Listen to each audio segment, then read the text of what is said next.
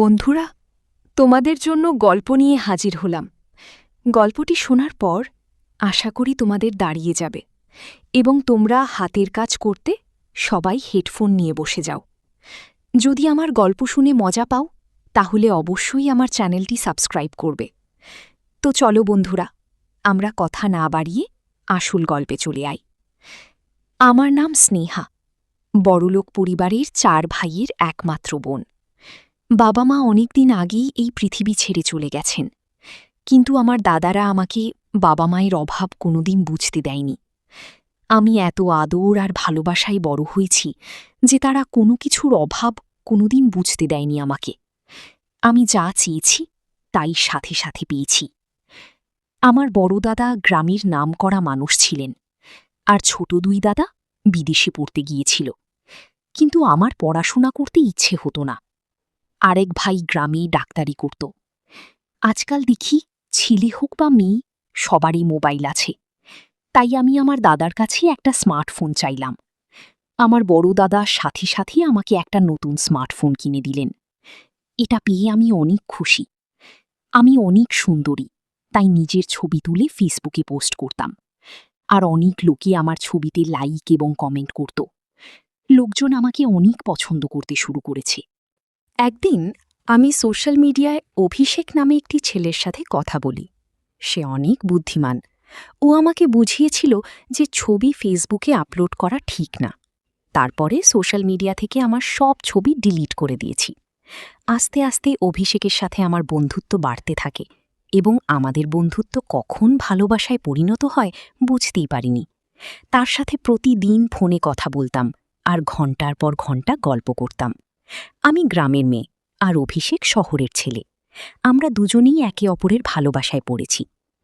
একদিন আমি জানতে পারলাম আমার দাদা গ্রামের উকিলের সাথে আমার বিয়ে ঠিক করেছেন, কিন্তু আমি অভিষেককে ভালোবাসি, তাই অন্য কাউকে বিয়ে করব কিভাবে? আমি আমার বৌদিকে অভিষেকের কথা বললাম। যখন বৌদি দাদাকে বলল অভিষেককে আমি ভালোবাসি, তখন দাদা আমার হাত থেকে মোবাইলটা নিয়ে নিল। আমাকে বলে, ওই ছেলের সাথে কথা বলবি না, ফেসবুক দেখে কারো সাথে ভালোবাসা করা ঠিক না। এই ধরনের মানুষরা সব সময় খারাপ হয়, যারা মেয়েদেরকে ভালোবাসার জালে ফেলে প্রতারণা করে। কিন্তু অভিষেক এরকম না। আমি দাদাকে বোঝানোর অনেক চেষ্টা করেছি, কিন্তু দাদা আমার কোনো কথা শোনেননি। দাদা আমাকে অভিষেককে ভুলে যেতে বলেছিলেন, কিন্তু আমি ভুলতে পারিনি। এ কথা আমি অভিষেককে বললে অভিষেক আমাকে বাড়ি থেকে পালিয়ে যেতে বলে। আমি দাদাকে অনেক বোঝানোর চেষ্টা করেছি, কিন্তু দাদা বোঝেননি। তাই একদিন রাতের অন্ধকারে বাড়ি থেকে পালিয়ে অভিষেকের দেয়া ঠিকানায় পৌঁছাই। অভিষেকের সাথে দেখা হওয়াতে আমি অনেক খুশি, কারণ অভিষেককে প্রথমবার দেখেছি। আমাকে দেখে অভিষেকও অনেক খুশি। অভিষেকের পরিবারে কেউ নেই, ও একটা ভাড়া বাড়িতে থাকে। আমরা দুজনে কোর্ট থেকে বিয়ে করে নিই, স্বামী স্ত্রী হই। সংসারকে সুন্দরভাবে চালানোর জন্য অভিষেক অনেক পরিশ্রম করত। আমি অভিষেকের সাথে অনেক খুশি। আমি বাড়ি থেকে পালিয়ে এসেছি, তাই হয়তো আমার দাদারা আমাকে খুঁজে বের করার চেষ্টা করেছে, কিন্তু তাতে আমার কিছু যায় আসে না। আমি আমার স্বামীকে নিয়েই খুশি। অভিষেকও আমার অনেক যত্ন নিত। আমি আমার জীবনে এই সিদ্ধান্ত নেওয়ার জন্য কখনো দুঃখ করিনি, কিন্তু একদিন আমার সাথে এমন ঘটনা ঘটল যা আমি কখনো কল্পনাও করিনি।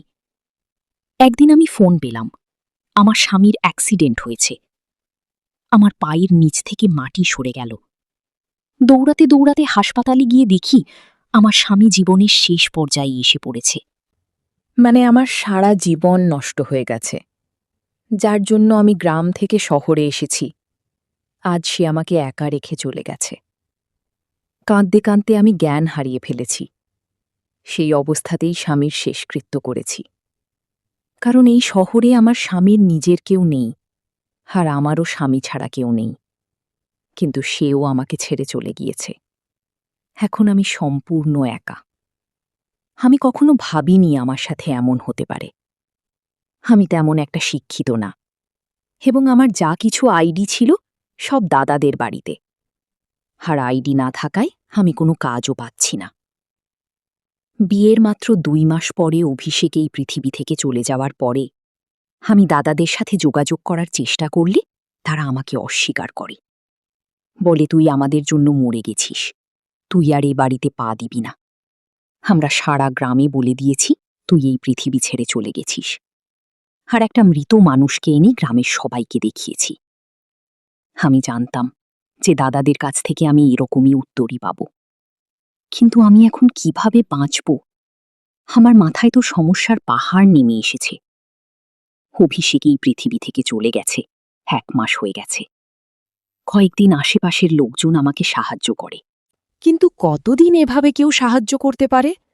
আমি ঘরের কিছু জিনিসপত্র বিক্রি করে কোনো রকম খেয়ে পড়ে বাঁচতে থাকলাম, কিন্তু ঘর ভাড়া না দেওয়ায় একদিন বাড়িওয়ালা আমাকে বাড়ি থেকে বের করে দিলেন। এখন এমন খারাপ দিন এলো যে আমি রাস্তায় ভিক্ষা করতে বাধ্য হলাম। যখন কেউ খাবার দিত তখনই খেতাম, না হলে না খেয়ে ঘুরে বেড়াতাম। আমার থাকার জায়গা ছিল না, তাই রাস্তায় দিন রাত পড়ে থাকতাম। একদিন ক্ষুধার কষ্ট সহ্য করতে না পেরে একজন লোক ভিক্ষা দিতে এলে আমি তার পা ধরে বলতে থাকলাম, স্যার, আমি 2 দিন কিছু খাইনি, আমাকে কিছু খেতে দিন, দয়া করে আমাকে কিছু খেতে দিন, না হলে আমি এই পৃথিবী ছেড়ে চলে যাব। তিনি আমাকে বললেন, তুমি কি আমার বাড়িতে যেতে পারবে? এই কথা শুনে আমি অবাক হয়ে গেলাম। তিনি বলতে থাকলেন, আমার বউ এই পৃথিবী ছেড়ে চলে গেছেন, আমার একটি ছেলে আছে, বয়স 4 বছর। আমি চাই তুমি আমার ছেলের দেখাশোনা করো। যদি তুমি তার দেখাশোনা ঠিকমতো করতে পারো তাহলে আমি তোমাকে থাকা খাওয়া সব দেব এবং তুমিও বেঁচে যাবে। যাই হোক, আমার জীবন অনেক কষ্টে চলছিল। আমার থাকার কোনো জায়গাও নেই, বাড়িওয়ালাও বাড়ি থেকে বের করে দিয়েছিলেন। এখন কেউ খাবার দিলে খাই, না দিলে না খেয়ে থাকি। তাই আমি সাথে সাথে রাজি হয়ে লোকটির সাথে তার বাড়িতে গেলাম। বাড়িটা অনেক বড় এবং সে অনেক বড় লোক। ওই বাড়িতে উনি ছাড়া একটা ছোট্ট বাবু ছিল, যার বয়স মাত্র 4 বছর। উনি আমাকে খাবার খেতে দিলেন আর বললেন, তুমি মন ভরে খাও। প্রথমে তো আমি মন ভরে খাবার খেলাম। খাবার খাওয়ার পরে তিনি আমাকে বললেন, তুমি এই বাড়িতে আরামে থাকতে পারো, এখানে তোমার কোনো সমস্যা হবে না। এই বাড়িতে শুধু আমি আর আমার ছেলেই থাকি। এইবার তুমি বলো, তুমি কে? আমি বললাম, আমার নাম স্নেহা এবং আমি অনেক ধনী পরিবারের মেয়ে ছিলাম। আমি আমার 4 ভাইয়ের একমাত্র বোন। আমি ফেসবুকে একটি ছেলের প্রেমে পড়ে গ্রাম ছেড়ে এখানে আসার পর আমাদের জীবন সুখেই চলছিল। তারপরে একদিন আমার স্বামী দুর্ঘটনায় এই পৃথিবী ছেড়ে চলে গেলেন।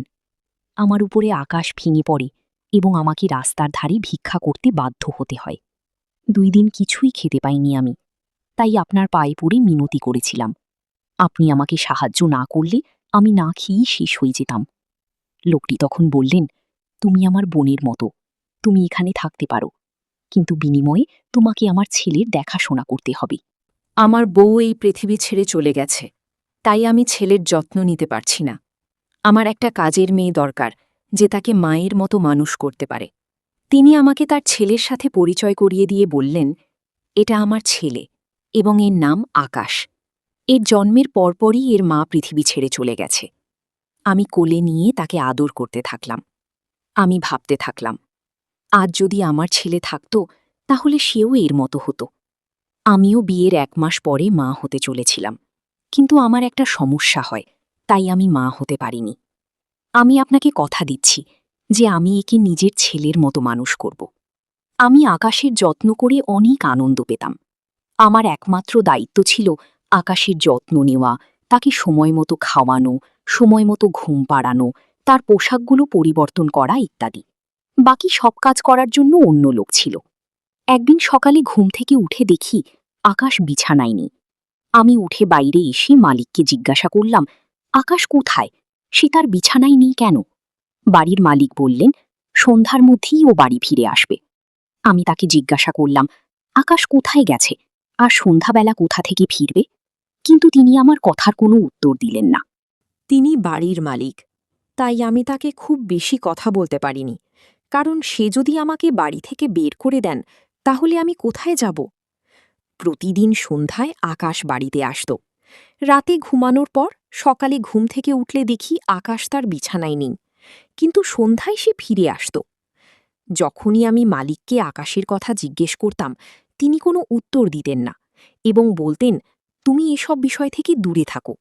তার সম্পর্কে অত কিছু তোমার জানার দরকার নেই। তোমার কাজ কেবল তার যত্ন নেওয়া এবং তাকে ভালো করে লালন পালন করা। তাই তোমাকে যে কাজ দেয়া হয়েছে তুমি শুধুমাত্র তাই করো। তারপর থেকেই মালিককে জিজ্ঞাসা করা বন্ধ করে দিয়েছি। এক রাতে আমি যখন আকাশের সাথে ঘুমাচ্ছিলাম, মাঝরাতে চোখ খুলে দেখলাম যে আকাশ বিছানায় আছে। আমি দেখার জন্য জেগে থাকলাম, কিন্তু কখন যে ঘুমিয়ে পড়েছি বুঝতেও পারিনি আমি। এবং সকালে প্রতিদিনের মতো আকাশ বিছানায় নেই। বাইরে বেরিয়ে কোথাও কি দেখতে না পেয়ে রুমে ফিরে এলাম। এর আগে কখনো ভাবিনি মালিক কি কাজ করেন। আমি শুধু আমার কাজ নিয়ে ব্যস্ত থাকতাম। এই বাড়িতে সব পাচ্ছিলাম, তাই বেশি কিছু ভাবিনি। কিন্তু একদিন কাজের মহিলাকে জিজ্ঞেস করলাম যে মালিক কি কাজ করেন। তখন সেই কাজের মেয়েটি আমাকে বলল যে তিনি একজন পুলিশ ইন্সপেক্টর। অবাক হয়ে আমি ভাবতে থাকলাম, আমি একজন পুলিশ অফিসারের বাড়িতে। একদিন দেখলাম একটি ফাইল মালিকের টেবিলে রাখা। আমি সেটি তুলে নিয়ে ভিতরে রাখতে যাচ্ছিলাম। হঠাৎ করে সেই ফাইলটা আমার হাত থেকে পড়ে। ওর ভিতর থেকে অনেক কাগজ বেরিয়ে পড়ে। আমি সেই কাগজগুলো গোছাতে গেলে সেখানে একটা ছবি দেখে আমি অবাক হয়ে গেলাম। আমি অবাক হয়ে ভাবলাম, আমার স্বামীর ছবি এখানে কেন? আমি ভাবলাম, মালিক যদি জানতে পারে আমি এই ছবিটি দেখেছি বা আমি এই ছবির লোকটির স্ত্রী, তাহলে মালিক আমার কি অবস্থা করবে? ভয়ে তাই তাড়াতাড়ি সবকিছু গুছিয়ে ফাইলটি মালিকের ঘরে রেখে ফিরে এলাম। এখন আমার ভয় করতে থাকল এবং সবচেয়ে বড় বিষয়, ভীষণ টেনশনে পড়ে গেলাম। কিন্তু তবুও আমি এখান থেকে যেতে পারিনি, কারণ এই বাড়িটা ছাড়া আমার আর কোনো থাকার জায়গা নেই। এছাড়া আমি আকাশকে নিজের ছেলের মতো ভালোবাসি। তাছাড়া এই ছবির রহস্যটাও জানতে চাই। এই পুলিশ লোকটা কিভাবে ছবিটা পেল? আমি ভাবলাম, আমার দাদারা অভিষেককে খুঁজে বের করার জন্য এই পুলিশ অফিসারের কাছে কেস ফাইল করতে পারে, কিন্তু দাদারা কখনো অভিষেককে দেখেনি। মনের মধ্যে অদ্ভুত অদ্ভুত সব ভাবনা আসছিল, কিন্তু মালিককে জিজ্ঞেস করার সাহস পেলাম না।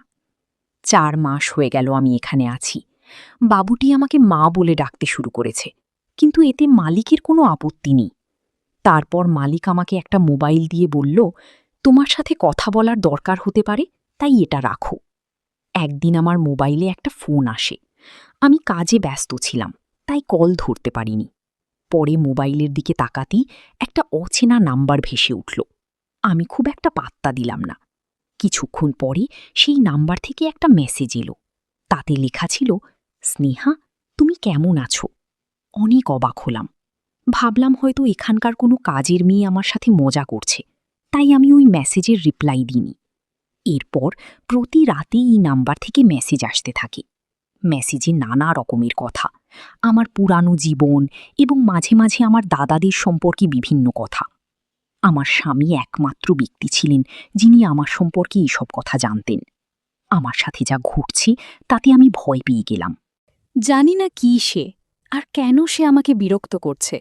সে বলতো, তুমি আমাকে তোমার বন্ধু মনে করতে পারো। তোমার কোনো সমস্যা হলে আমাকে মেসেজ করে জানিও, আমি তোমার সব সমস্যার সমাধান করে দেব। কিন্তু আমি ভয় পেয়েই নাম্বারটি ব্লক করে দিলাম। তারপরে সে আমাকে নতুন নতুন নাম্বার দিয়ে মেসেজ করতে শুরু করে। আমি যত নাম্বার ব্লক করি সে তত নতুন নাম্বার দিয়ে আমার সাথে কথা বলার চেষ্টা করত। সে এমন এমন কথা বলতো যে আমি টেনশনে পড়ে যেতাম। যাই হোক, আস্তে আস্তে আমি তাকে বিশ্বাস করতে শুরু করি এবং তার সাথে কথা বলতে শুরু করি। আমার যে কোনো সমস্যা তার সাথে শেয়ার করি। সে আমার পুরনো জীবনের কথা বলে আমার সাথে মজা করে। যখন আমি তাকে জিজ্ঞাসা করতাম সে আমার সম্পর্কে এসব কথা কিভাবে জানল, সে আমার প্রশ্নের কোনো উত্তর দিত নাকি, কিন্তু নিজের সম্পর্কে বলতো যে তিনি অবিবাহিত এবং এই পৃথিবীতে তার কেউ নেই। আমারও এই পৃথিবীতে কেউ ছিল না, তাই আমাদের ভালো বন্ধুত্ব হয়ে গেল। আমি চেষ্টা করতাম কারো সামনে তার সাথে কথা না বলতে। সেজন্য আমি তাকে বলেও ছিলাম যে আমি কারো সামনে তার সাথে কথা বলতে পারবো না। সে বলল, ঠিক আছে, রাতে সবাই যখন ঘুমাবে তখনই কথা বলবো। এখন আমরা অনেক রাত পর্যন্ত গল্প করতাম। অনেক রাত পর্যন্ত গল্প করার কারণে ঘুম ভাঙতে দেরি হতো। সকালে ঘুম থেকে উঠে আকাশকে দেখতে পেতাম না।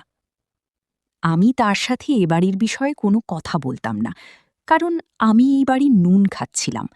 আর সে কে তাকে আমি চিনতাম না। সে আমাকে নিজের সম্পর্কে যা বলেছিল তা সত্যি কিনা জানি না। এটা আমার জন্য শুধু সময় পার করা। সারাদিন একা একা বিরক্ত হতাম। আকাশও সন্ধ্যায় বাড়ি ফিরত, আর কাজের মেয়েরা ঘরের সব কাজ করত। তাই ওর সাথে কথা বলে সময় পার করতাম। 2-3 দিন ধরে ও আমাকে বলতো আমার সাথে দেখা করতে চায়, কিন্তু আমি তার সাথে দেখা করতে রাজি হতাম না। তাই সে বলতো সে আমার সাথে দেখা করতে আমি যেখানে থাকি সেখানে আসবে। একদিন সন্ধেবেলা আকাশ বাড়িতে আসার পর মালিক আমাকে সন্ধ্যার খাবারের ব্যবস্থা করতে বললেন, কারণ আমার বেস্ট ফ্রেন্ড অনেক দিন পর আমার বাড়িতে আসছে। তাই আমি চাই তুমি নিজের হাতে তার জন্য ভালো ভালো খাবার তৈরি করো। আমি মালিককে বললাম, ঠিক আছে। আমি অনেক খাবার তৈরি করে রাখলাম। ও কয়েক ঘন্টা পরে শুনতে পেলাম বাইরে কেউ কথা বলছে। তাই চা জল খাবার নিয়ে নিচে এলে নিচে হলরুমে বসে থাকা লোকটাকে দেখি আমার পায়ের নিচ থেকে মাটি সরে গেল। আমি অবাক হয়ে বোঝার চেষ্টা করছি, কিন্তু বুঝতে পারছি না। কিছুক্ষণ পরে আমি জ্ঞান হারিয়ে ফেলি। যখন আমার জ্ঞান ফিরল, তখন আমি আমার বিছানায় শুয়ে, মালিক এবং সেই লোকটি আমার বিছানার কাছে দাঁড়িয়ে। লোকটি আর কেউ নয়, আমার স্বামী অভিষেক, যার শেষকৃত্য আমি নিজে দাঁড়িয়ে থেকে দেখেছি। আমি অবাক হয়ে অভিষেকের দিকে তাকিয়ে আছি। আমি বিশ্বাস করতে পারছি না যে সে আমার সামনে জীবিত দাঁড়িয়ে আছে। অভিষেকও আমার দিকে এমন করে তাকিয়েছিল এবং তার চোখে পানি দেখতে পাচ্ছি। অভিষেক আমাকে বলল, স্নেহা, বিশ্বাস করো, আমি তোমার অভিষেক, যে তোমাকে অনেক ভালোবাসে। দেখো, আমি বেঁচে আছি। এই বলে সে আমার কাছে বসল। আমারও চোখে পানি। আমি তাকে ছুঁয়ে দেখলাম। তারপরে নিশ্চিত হলাম যে সে সত্যিই জীবিত এবং আমার সামনে বসে আছে। আমি তাকে ধরে অনেক কাঁদতে থাকলাম। সেও আমাকে ধরে অনেক কাঁদছিল। তার চলে যাওয়ার পর আমার সাথে যা যা ঘটেছিল তা সবই মনে পড়তে থাকল। আমি অভিষেককে জিজ্ঞেস করলাম, তুমি যদি বেঁচেই ছিলে, তাহলে কি সে ব্যক্তি যার শেষকৃত্য আমার চোখের সামনে হয়েছিল এবং যার মৃতদেহ আমি দেখেছি, সে কি? আমি অভিষেককে আরও বললাম, তুমি জানো যে তুমি ছাড়া এই পৃথিবীতে আমার কেউ নেই। তাহলে এতদিন আমার থেকে দূরে ছিলে কেন? আমি বলছিলাম আর কাঁদছিলাম। তখন অভিষেক বলল, এটা অনেক বড় বিষয়। অনেক রহস্য আছে যা শুনলে তুমি অবাক হয়ে যাবে। আজ আমি তোমাকে একে একে সব রহস্য বলতে চাই। তুমি যে রং নম্বরে কথা বলতে, সেটা আর কেউ নয়, আমি। আমি তোমাকে বলেছিলাম যে আমি তোমার সাথে তোমার বাড়িতে দেখা করব। দেখো, আমি এখানে এসেছি। তখন আমার খেয়াল হলো যে ছেলেটা আমার সাথে কথা বলতো, সে আমার সম্পর্কে এসব কথা জানত কিভাবে, যা আমি আর আমার স্বামী ছাড়া কেউ জানত না। কিন্তু অভিষেক যে বেঁচে থাকতে পারে সেটা কখনোই ভাবিনি। অভিষেককে বললাম, তুমি বেঁচে থাকলে এতদিন কোথায় ছিলে? আমি সব কিছু জানতে চাই। অভিষেক বলল, আমি তোমাকে সব কথা বলবো। তুমি যখন বাড়ি ছেড়ে এখানে এলে আর আমাদের বিয়ে হলো, কয়েকদিন পরে তোমার দাদারাও এখানে এসে আমাদের সম্পর্কে সব তথ্য নিয়ে যায়। যদিও তারা গ্রামের সকলের কাছে বলেছিল যে তুমি অ্যাক্সিডেন্ট করে এই পৃথিবী ছেড়ে চলে গেছ। এমনকি তারা একটা মৃত্যু মানুষকে নিয়ে সকলের কাছে প্রমাণ করে যে তুমি সত্যিই এই পৃথিবী ছেড়ে চলে গেছ। কারণ গ্রামবাসীরা যদি জানত যে মোড়লের বোন বাড়ি থেকে পালিয়ে গেছে, তাহলে তাদের সব শেষ হয়ে যেত। আর অপমানের ভয়ে তোমার দাদারা গ্রামে মিথ্যা কথা বলে প্রমাণ করেছে যে তুমি এই পৃথিবী ছেড়ে চলে গেছ। কিন্তু তারা আমাকে শত্রু করে নেয়, যেহেতু তাদের বোনকে আমি বিয়ে করেছি। তোমার দাদারা আমাকে সর্বত্র খুঁজছে।